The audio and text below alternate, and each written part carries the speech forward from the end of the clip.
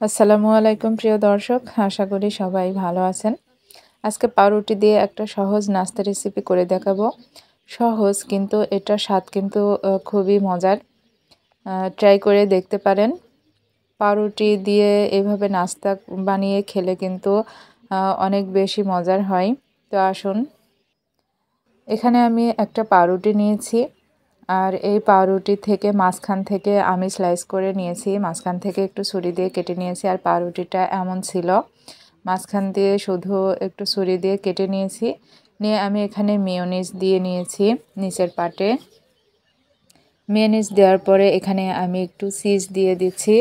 এটা গ্রেট করে নেইনি, জাস্ট ছুরি দিয়ে একটু কেটে কেটে নিয়েছি। আপনারা চাইলে গ্রেট করেও নিতে পারেন। তো কিছু চিজ দিয়ে দিলাম। তারপরে আমি এখানে কাঁচা মরিচ আর পেঁয়াজ একদম মিহি কুচি করে নিয়েছিলাম, সেটা দিয়ে দিলাম। এটা দেওয়ার পরে আমি এর উপরে দিয়ে দেব ডিম। আমি ডিমটাকে কড়াইয়ের মধ্যে দিয়ে জাস্ট একটু স্ক্রাম্বল করে নিয়েছি, মানে ঝুরি করে নিয়েছি। একটু সরিষার তেল দিয়ে তার উপরে ডিমটা দিয়ে একটু ঝুরি করে নিয়েছি। নিয়ে এর উপরে আমি দিয়ে দিলাম। আপনারা চাইলে এখানে মুরগির মাংস ইউজ করতে পারেন, বা আপনাদের হাতের কাছে যে মাংস আছে সেটাও কিন্তু ইউজ করতে পারেন ছোট ছোট করে কেটে। তো আমি উপর পাটেও কিছুটা মেয়োনিজ দিয়ে নিচ্ছি। আপনারা চাইলে কিন্তু টমেটো সস ইউজ করতে পারেন।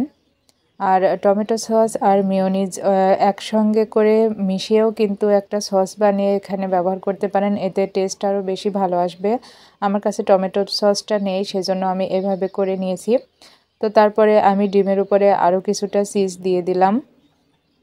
তো এভাবে করে আমি আরও আরেকটা তৈরি করে নিব।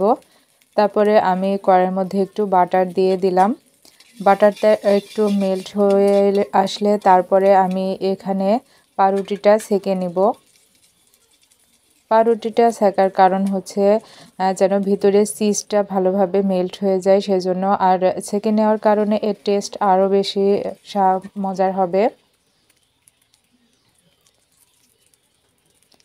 দেখতে পাচ্ছেন, একটু ঘুরিয়ে ঘুরিয়ে ছেঁকে নিতে হবে।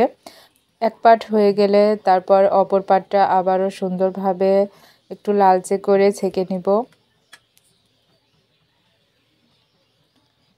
তো এই পর্যায়ে রিকোয়েস্ট থাকবে, যারা আমার ভিডিওতে নতুন প্লিজ চ্যানেলটি সাবস্ক্রাইব করে দিবেন, ভিডিওতে লাইক দিবেন। আর যারা আগে থেকে করেছেন তাদেরকে অসংখ্য ধন্যবাদ। তো আমি এভাবে করে উল্টে দিলাম, আর উল্টে আবারও একটু নেড়েচেড়ে ভালোভাবে ছেঁকে নিব।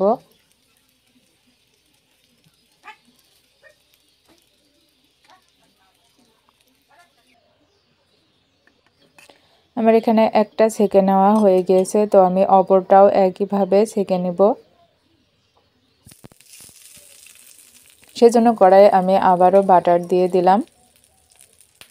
আর বাটারটা একটু মেল্ট হলেই তার মধ্যে আমি পাউরুটি দিয়ে দিলাম।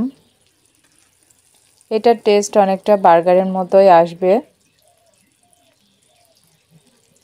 কিন্তু এটা বার্গার না, জাস্ট একটা নাস্তা তৈরি করে দেখালাম। এভাবে খেতে কিন্তু খুব মজা লাগে পাউরুটি। আমি এভাবে করে দেখালাম, আপনারা চাইলে বাড়িতে একবার হলেও ট্রাই করে দেখতে পারেন। আর এটা আমি কিন্তু একটু বেশি ভেজে নিব, একটু বেশি লালচে করে ভেজে নিব। তো এক পাট এমন হয়ে গেলে আমি উল্টে দিলাম। আমি কিন্তু উল্টে পাল্টে ভেজে নিব, একবারে যে একদম লালচে করে নিয়ে তারপর আবার উল্টাবো এমন না। আমি একটু করে এই পাশটা ছেঁকে নিয়ে আর এক পাশ আবার একটু ছেঁকে নিব, তারপর আবারও উল্টিয়ে দেব। এভাবে করলে ভিতরে চিজটা একটু ভালোভাবে মেল্ট হবে।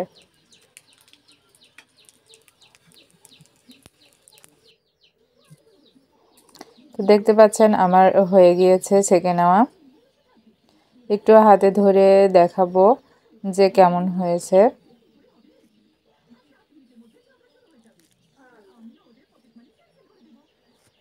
দেখতে পাচ্ছেন চিজটা কিন্তু খুব সুন্দরভাবে মেল্ট হয়ে গিয়েছে।